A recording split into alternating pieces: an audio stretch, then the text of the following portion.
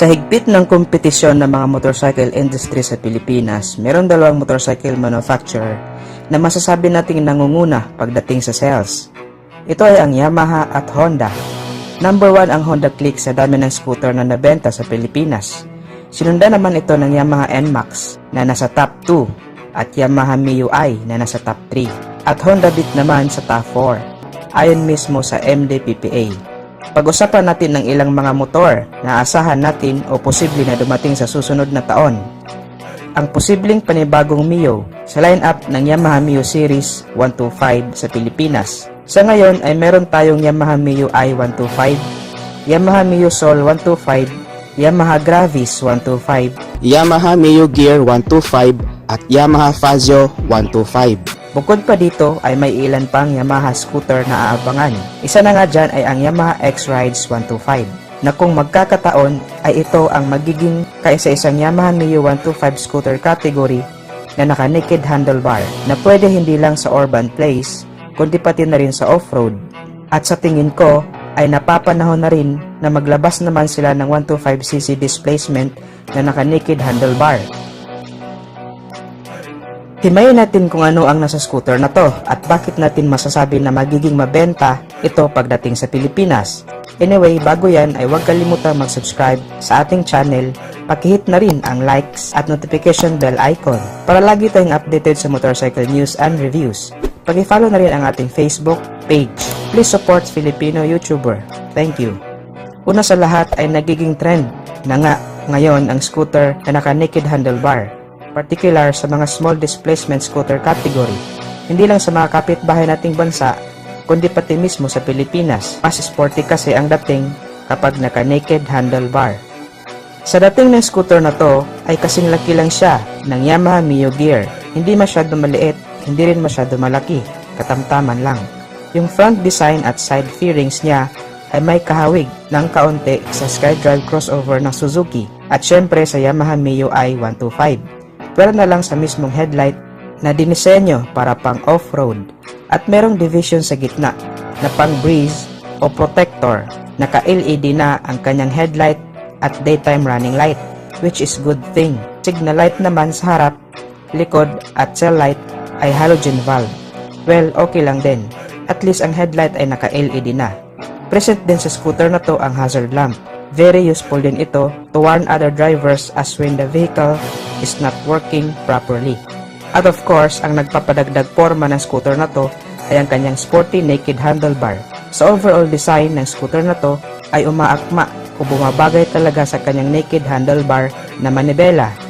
Ang kanyang digital panel naman ay naka-analog na pinapakita ang speed meter, signal light, indicator, high and low beam, fuel level, engine warning at eco indicator. Kung ang eco indicator ay umiilaw, it means na tumatakbo ang motor sa mas matipid na fuel consumption range. Meron din itong answer box system at nakatradisyonal na disusi with K-shutter. Very spacious din ang kanyang footboard o gulay board. Plus points din ito para sa atin mga Pinoy. At ang disenyo ng kanyang upuan ay pang-adventure with the handle grip. Nakadagdag pogi points din sa sporty looks na scooter na to. At speaking of upuan, meron din itong wide underseat compartment na pwedeng paglagyan ng jacket, gloves at iba pang driving protective gear.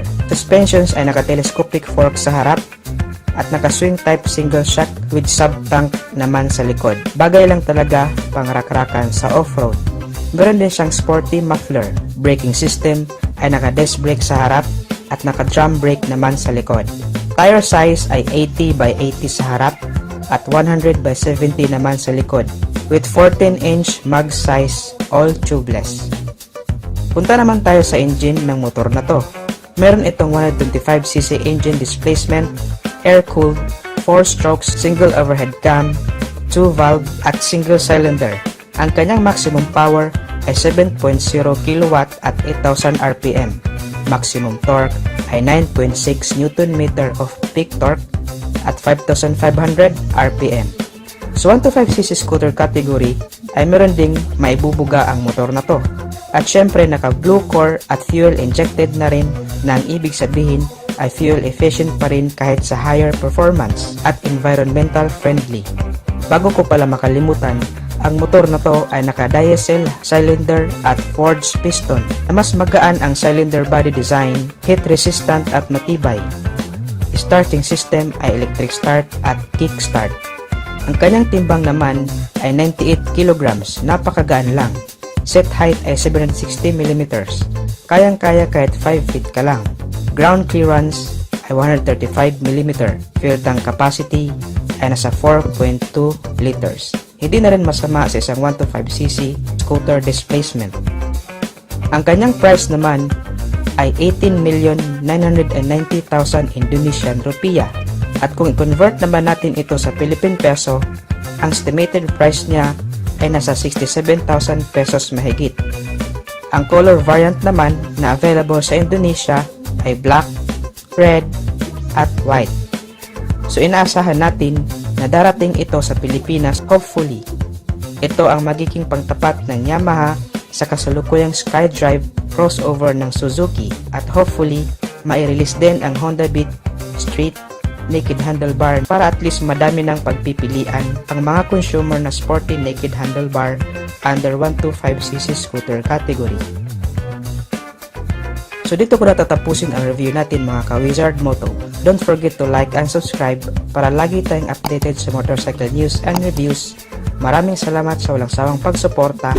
Ride safe as always and God bless.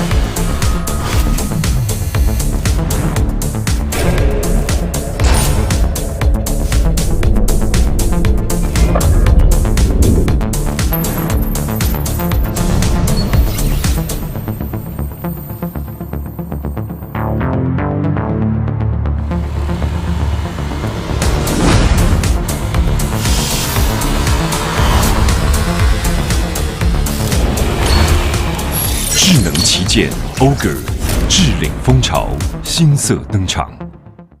Yamalu 正常的一体零件